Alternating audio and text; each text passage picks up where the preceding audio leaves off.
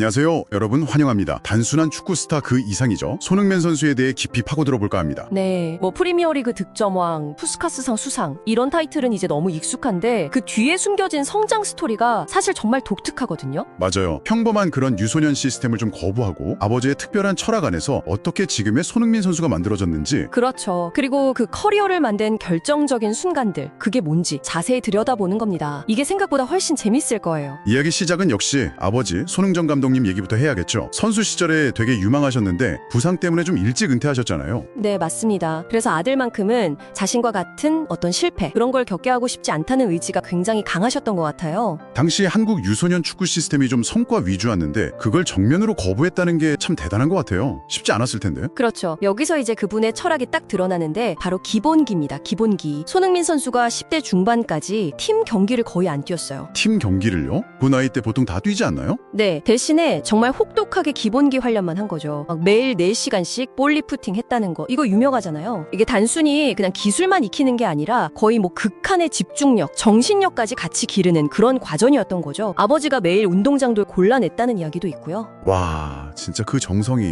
근데 또 되게 독특했던 게 일부러 양발잡이로 만드셨다는 거 아니에요. 맞아요. 의도적으로. 보통 잘 쓰는 발부터 연습하는데 약한 발인 왼발부터 공차게 하고 심지어 양말 신을 때도 왼발부터, 신발도 왼발부터. 양말까지요? 와, 디테일이. 네, 그런 사소한 것까지 신경 써서 훈련시킨 거죠. 이게 결국 나중에는 손흥민 선수의 가장 강력한 무기 중 하나가 되잖아요. 그 양발 능력. 당시로서는 정말 파격적인 그런 접근 방식이었을 것 같아요. 그리고 또 하나 중요한 철학이 인성이 재능보다 우선한다. 이거였어요. 아, 인성. 네, 그래서 아들한테 계속 너는 월드클래스가 아니다 이렇게 말씀하시는 것도 일부러 그러시는 거죠. 자만하지 말라고, 계속 성장하라고.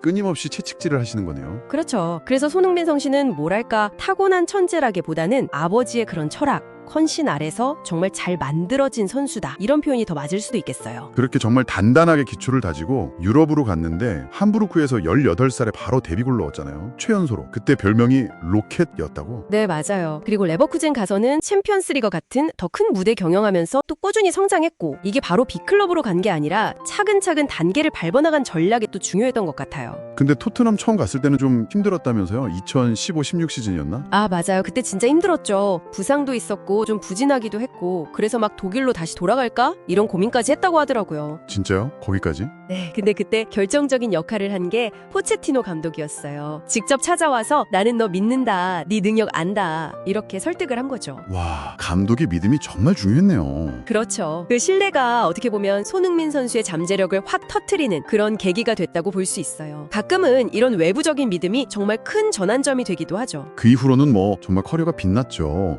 2019년에 그 번니전 70m 질주골 푸스카스상. 와. 네, 푸스카스상. 그 골은 정말 다시 봐도 대단하죠. 그리고 2021-22 시즌에는 아시아 선수 최초로 프리미어리그 득점왕 골든부트. 아, 골든부트. 이게 진짜 대단한 게 페널티킥 하나도 없이 공동 득점왕이 된 거잖아요. 맞아요. PK 없이. 특히 그 약한 발이라고 했던 왼발로 12골이나 넣었다는 거. 이게 바로 그 아버지의 훈련 철학이 딱 증명된 순간 아니겠어요? 그러네요. 진짜 그 양말부터 왼발로 신게 했던 그게 결국 이렇게. 그리고 2023년에는 토트넘 주장까지 됐고요. 비유럽인 최초로. 네, 정말 대단한 기록들을 계속 쌓아가고 있죠. 근데 국가대표 손흥민은 또 다른 느낌인 것 같아요. 뭔가 그 무게감이. 그렇죠. 국가대표 유니폼만 입으면 기대치가 엄청나니까요. 그 압박감 속에서 뛰어야 하고 2018년 러시아 월드컵 때 독일전 골 기억하시죠? 마지막 쐐기골. 아, 그럼요. 카타르 월드컵 때는 또 부상 투원, 마스크 쓰고 포르투갈전 어시스트는 정말. 네, 그 마지막 어시스트 정말 극적이었죠. 거의 뭐 온몸으로 보여준 책임감, 투혼 그런 데 느껴졌어요. 골보다 더 감동적인 어시스트였던 것 같아요, 저는. 근데 선수 생활 전체를 놓고 봤을 때 가장 중요했던 순간 하나만 꼽으라면 저는 2018 아시안 게임을 들고 싶어요. 아시안 게임이요? 아, 병역 문제 때문인가요? 네, 맞습니다.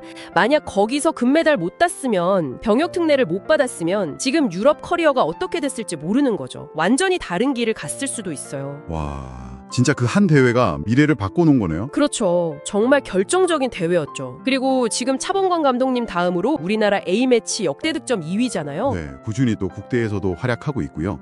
근데 이 선수의 영향력은 경기장 밖에서도 엄청난 것 같아요. 경제적 파급 효과가 뭐 2조 원이다 이런 얘기도 있고. 네, 그런 분석도 있죠. 그리고 발롱도르 순위 11위. 이것도 아시아 선수 역대 최고 기록이고요. 근데 그런 기록들 말고도 평소에 보여주는 모습 있잖아요. 되게 겸손하고 또 기부도 꾸준히 하고. 맞아요. 그런 점들이 손흥민 선수를 더 특별하게 만드는 것 같아요. 경기적뿐만 아니라 인성적인 면에서도 좋은 영향을 많이 주고 있죠. 결국 손흥민 선수의 이야기는 쭉 들어보니까 저항과 헌신 이 두 단어로 요약할 수 있을 것 같아요. 네, 좋은 정리네요. 기존 밤식에 대한 저항, 아시아 선수에 대한 편견 같은 것에 대한 저항, 그리고 자기 한계를 넘으려는 끊임없는 헌신. 아시아 선수들이 넘기 힘들었던 그런 보이지 않는 벽들을 허물고 세계 최고 무대에서 이렇게 오랫동안 꾸준히 활약했다는 것, 그 자체가 주는 영감이 정말 크다고 생각해요. 네, 손흥민 선수의 사례는 결국 위대함이라는 게 꼭 타고나는 것만은 아니다. 때로는 정말 독특한 철학과 지독한 노력을 통해서 세심하게 만들어질 수도 있다는 걸 보여주는 것 같아요. 자, 오늘 저희가 손흥민 선수에 대해 깊이 파고들어 봤는데요. 여러분은 엘리트 스포츠에서 재능, 노력, 그리고 환경 이 셋 중에 무엇이 가장 중요하다고 생각하시나요? 한번 이 지문을 곱씹어 보시는 것도 좋을 것 같습니다. 네, 오늘 여기서 마무리하겠습니다. 들어주셔서 감사합니다.